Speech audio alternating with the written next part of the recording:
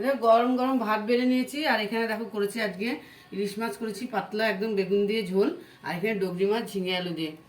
গরমের জন্য পাতলা ঝোল করেছে একদম। আর ইলিশ ডিমও মাছটা আছে। খাবি?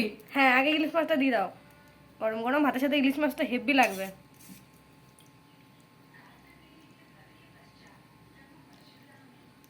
এটা বেগুন দাও।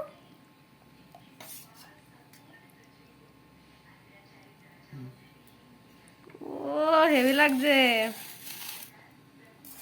তোমরাও নাও।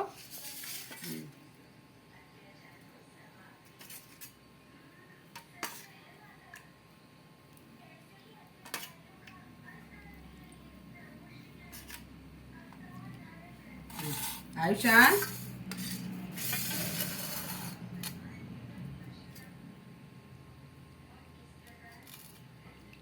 গন্ধটা যা বেরোচ্ছে না, হেভি সুন্দর।